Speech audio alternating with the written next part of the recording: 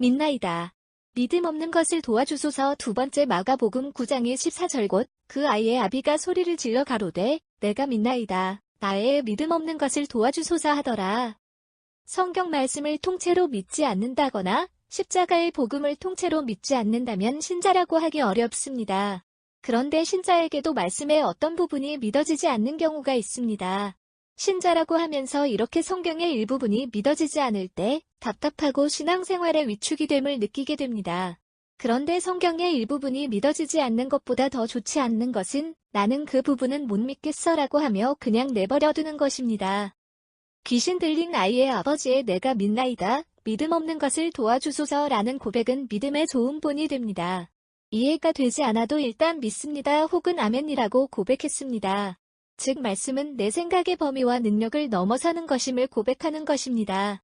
심각한 문제는 성경을 나의 생각 밑에 놓고 이해되면 받아들이겠다는 것입니다. 기적들을 제거하고 생각에 맞는 부분만 조합한 성경을 만든 토마스 제퍼슨처럼 자신의 성경을 만들려고 합니다.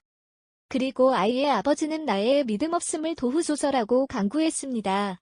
일단 믿습니다라고 고백을 했지만 아직 믿음이 없음을 잘 알고 있었기에 그는 예수님께 믿음 없음을 도와 달라고 간구했습니다. 믿음을 위해 기도한다는 것은 정말 좋은 기도입니다. 다른 것을 위해서는 기도하면서 믿음을 위해 기도하지 않는 경우가 허다합니다. 하지만 믿음이야말로 그 어떤 것보다 소중한 것임을 깨닫는다면 믿음을 위해 기도할 것입니다.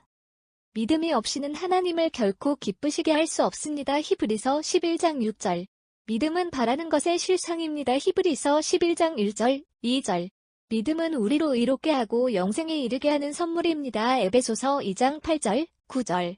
주님은 사람을 보실 때 다른 것을 보시지 않으시고 믿음을 보셨습니다. 마가복음 2장 5절. 우리 기독교는 사랑의 종교이기도 하지만 또한 믿음의 종교라고 할 수 있습니다. 그리고 믿음은 성부 하나님의 선물이요, 성령 하나님의 역사로 주어진다는 것을 안다면, 즉 인간의 의지나 결단이나 지식에 근거하지 않는다는 것을 안다면 우리는 믿음을 위해 기도할 수밖에 없습니다. 그렇기에 믿어지지 않는다고 비판하지 말고 믿어지지 않는다고 좌절하지 말고 아이의 아버지처럼 믿음 없음을 도와달라고 주님께 기도해야 합니다.